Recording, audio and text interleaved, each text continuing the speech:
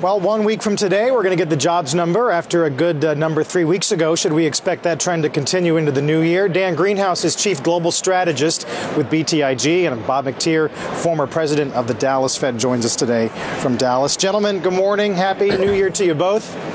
Happy New Year. Good morning. Bob, you are relatively optimistic on next year regarding jobs, and you say whatever the range of estimates is, you think your call is going to be somewhere in the high end.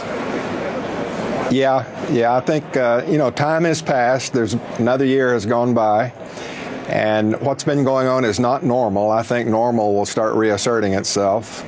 I expect GDP to grow faster, and I expect the unemployment rate to come down more in line with the new claims than it has been. That link has been broken, but I think it'll eventually return to moving together. Are you willing to talk about sub 8%, or you don't want to be specific quite yet?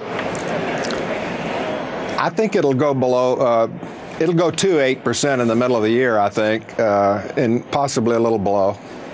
Interesting. Dan, you say you're not saying that the job market won't improve, but you say that rate, just the metric itself, is going to be stubbornly, it's going to be stubborn.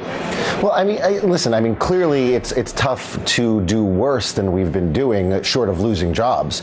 So I think pretty clearly the momentum in the economy and sort of some of the specific fluctuations we've seen in the labor market suggest improvement in the new year.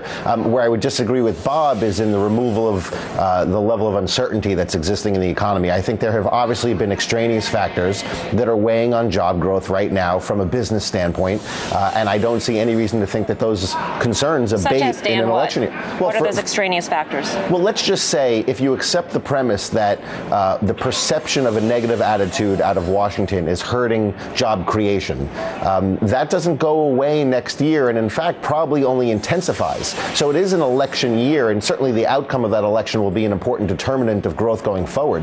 But for the year, you only introduce a new aspect of uncertainty.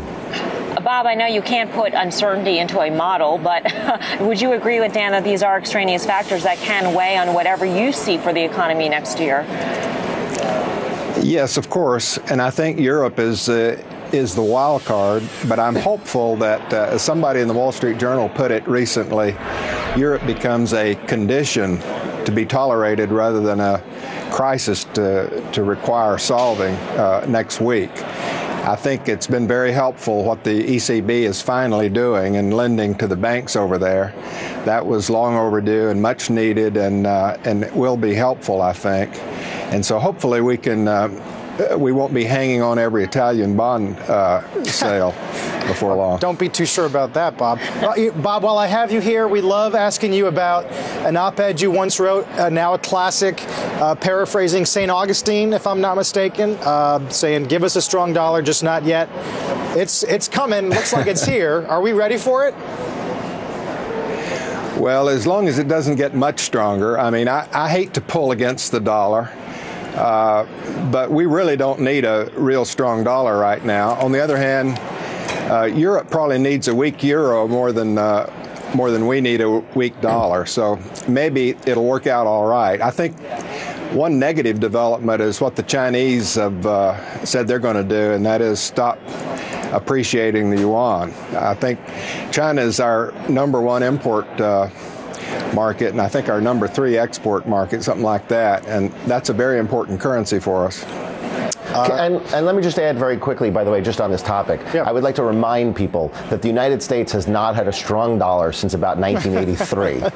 This is not some development that has gone away recently. We literally have been running a weak dollar policy since the Plaza Accord in 1985. Yeah. Gentlemen, let me point out something also, if I may. Sure.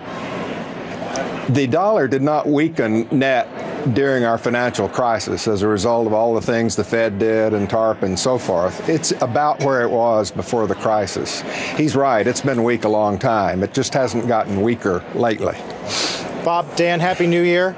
I would say guys. Go Cowboys, but we're in New York, and I got to worry about my personal safety. Bob, we'll see you next time. Okay.